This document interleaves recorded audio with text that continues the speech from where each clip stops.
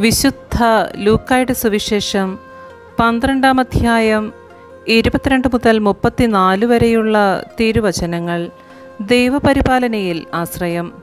വീണ്ടും അവൻ ശിഷ്യരോട് അരുളി ചെയ്തു, അതിനാൽ ഞാൻ നിങ്ങളോട് പറയുന്നു, എന്തു ഭക്ഷിക്കും എന്ന് ജീവനെപ്പറ്റിയോ എന്ത് ധരിക്കുമെന്ന് ശരീരത്തെപ്പറ്റിയോ നിങ്ങൾ ആകുലരാകേണ്ട. എന്തെന്നാൽ ജീവൻ ഭക്ഷണത്തിനും ശരീരം വസ്ത്രത്തിനും ഉപരിയാണ്. കാക്കകളെ നോക്കുവിൻ, അവ വിതയ്ക്കുന്നില്ല, കൊയ്യുന്നില്ല, അവയ്ക്ക് കലവറയോ കളപ്പുരയോ ഇല്ല, എങ്കിലും ദൈവം അവയെ പോറ്റുന്നു. പക്ഷികളേക്കാൾ എത്രയോ വിലപ്പെട്ടവരാണ് നിങ്ങൾ. ആകുലരാകുന്നതുകൊണ്ട് ആയുസ്സിൻ്റെ ദൈർഘ്യം ഒരു മുഴം കൂടി നീട്ടാൻ നിങ്ങളിൽ ആർക്ക് സാധിക്കും? ഏറ്റവും നിസ്സാരമായ ഇതുപോലും ചെയ്യാൻ നിങ്ങൾക്ക് കഴിവില്ലെങ്കിൽ മറ്റുള്ളവയെപ്പറ്റി ആകുലരാകുന്നത് എന്തിന്? ലില്ലികളെ നോക്കുവിൻ, അവ നൂൽ നൂൽക്കുകയോ വസ്ത്രം നെയ്യുകയോ ചെയ്യുന്നില്ലല്ലോ. എങ്കിലും ഞാൻ നിങ്ങളോട് പറയുന്നു, സോളമൻ പോലും അവൻ്റെ സർവ്വമഹത്വത്തിലും അവയിൽ ഒന്നിനെപ്പോലും അലംകൃതനായിരുന്നില്ല.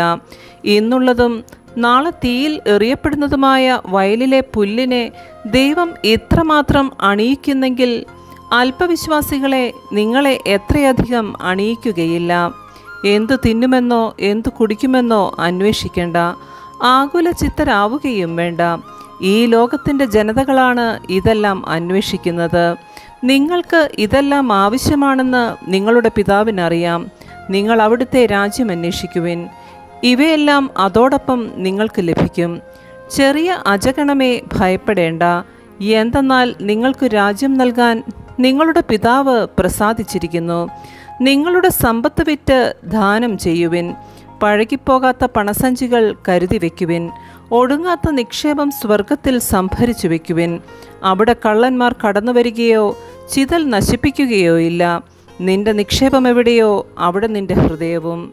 നമ്മുടെ കർത്താവായ മിശിഹായ്ക്ക് സ്തുതി.